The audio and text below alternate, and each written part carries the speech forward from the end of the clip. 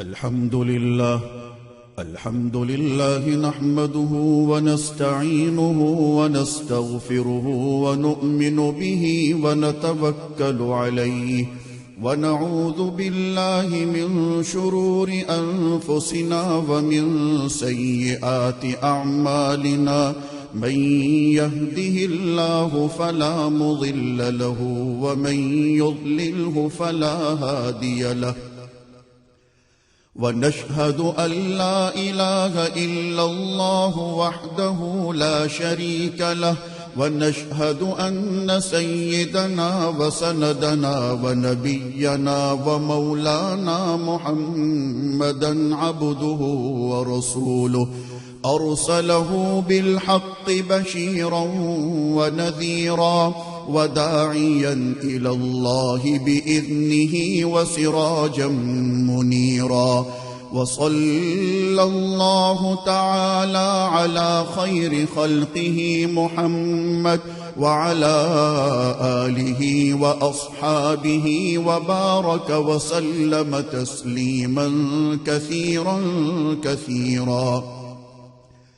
أما بعد فأعوذ بالله من الشيطان الرجيم. بسم الله الرحمن الرحيم. إن الله وملائكته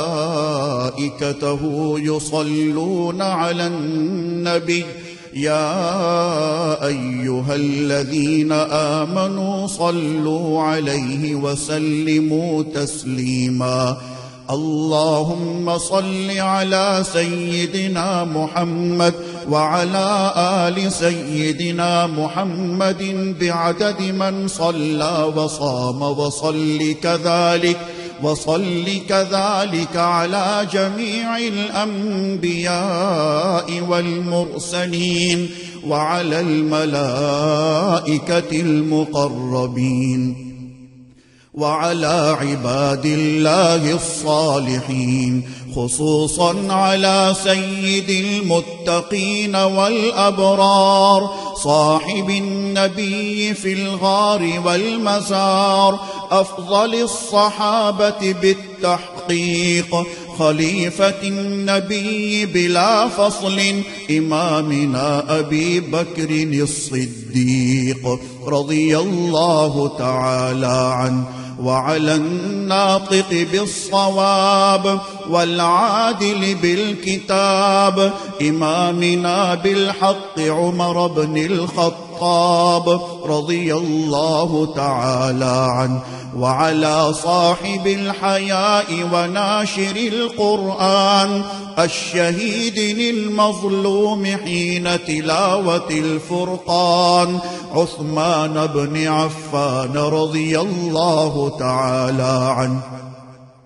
وعلى صاحب السيف والقضاء وناشر العلم والهدى أسد الله الغالب إمامنا علي بن أبي طالب رضي الله تعالى عنه، وعلى السيدين السندين السعيدين الشهيدين أبي محمد الحسن وأبي عبد الله الحسين رضي الله تعالى عنهما، وعلى سيدات الطاهرات بنات النبي المصطفى وأهل بيته المطهرة رضي الله تعالى عنهن،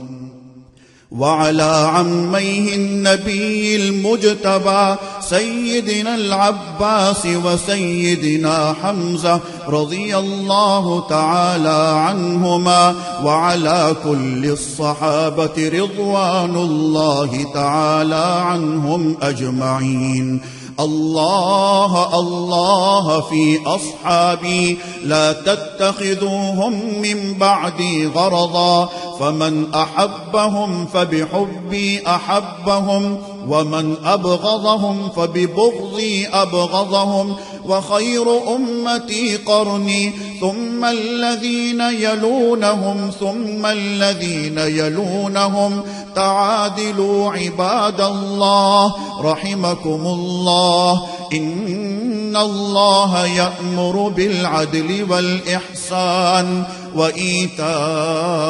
ذي القربى وينهى عن الفحشاء